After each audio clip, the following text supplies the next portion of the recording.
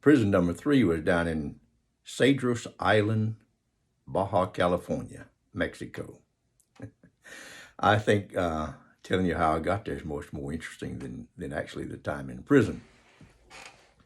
I hauled a load of seedy stuff out of Oaxaca, a DC-3. I had 3 tons.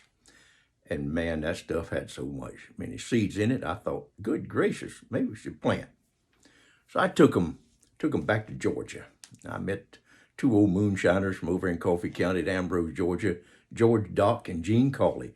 And Gene had a field over there in the woods, 245 acres with a round pivot in it. And we hauled about 20 loads, semi-loads of chicken manure over there and just harrowed all that in. And he planted it with corn.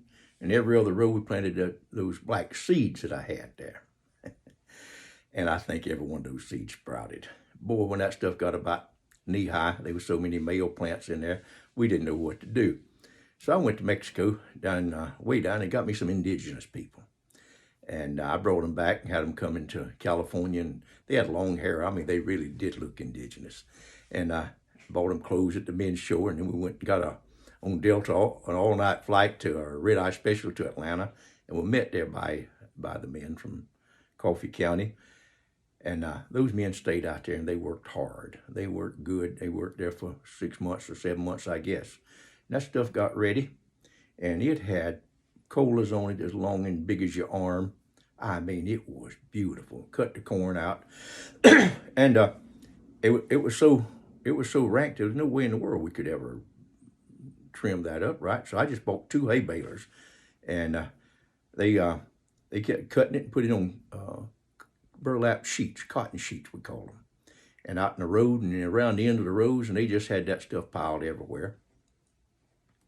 Well, my wonderful brother-in-law Starks had died, and my sister had married a young fellow named Pete Mercer. And Pete, well, anyway, after the Sunday afternoon meal, they went back out there, and one of the sheets was missing, about 100 pounds, from right there close to the gate. And they saw where a motorcycle had come around the gate, and that a woman's foot was in the mud, a long, thin one.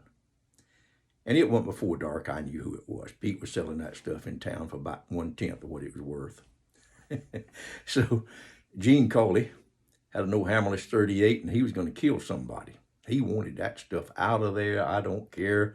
Get it out of here. Get it out of here. I said, no, I'll take Pete and his ex-wife. We go to Mexico. No, I'll go to Mexico. Give me $400,000 for my land. Well, I says, listen, y'all just got every bit of it. You got $1 billion crop here, probably at least 245 tons. And they've been hay baling, had 3 truckloads of it up at my farm and next door to Jimmy Carter in Plains, Georgia. So what a mess. So I left. I took my Mexicans and took them home, paid them off, and got them out of there. And of course, they went to town. They went to Albany and just got some young men that they could find and went to work baling that stuff. And you know how long that lasted. I think 3 days. Then one of them was in the car with a DEA agent, and he had a hard time finding the field. Anyhow, they found it, and Gene and Doc got 5 years apiece. And it was on the Channel 10 news forever. The largest bust ever in the United States, 245 tons. And then it got on to Paul Harvey, was a famous radio station, and Paul Harvey kept it on the news. And his was always end up the rest of the story. We're looking for the big rooster in California, and tomorrow I'll bring you the rest of the story. So I told Murray, I said, I think it's time we get out of here for a while. Nobody had seen me anyway, so I was pretty safe. So we had a new 51-foot sailboat, Taiwanese catch called Force 50. And we loaded that thing up with goodies and headed to Mexico. And we got down, stopped at Ensenada, cleared customs, and we went on down. And the next stop was 500 miles down off the coast at Cedros Island. That's Cedar Island. But they might have been cedars there 300 years ago, but they're not any now. It's a barren island, very, very stark. Anyhow, we pulled in there early in the morning, and we went to a little restaurant that was open on the dirt street, sat down at rickety chairs and a rickety table, and fat proprietor there was very nice and fixed us with scrambled eggs and rancheros and tortillas and coffee, and it was just nice to be there. He was jolly. And then came two men, and they looked unfriendly, about 30 years old. So one of them had a pair of shoes under his arm wrapped in some newspaper, and he just kept goggling mighty. I mean, he was just staring at her. So listen, I kind of got his eye like, yeah, what's he doing? So he comes stomping up the table and asked, like, how'd you get there? And Mari told him, oh, we come here with a yacht. Oh, yachty, me, Effie the immigration. I'm the chief of immigration. Papers. I didn't like the way he was talking a bit in the world.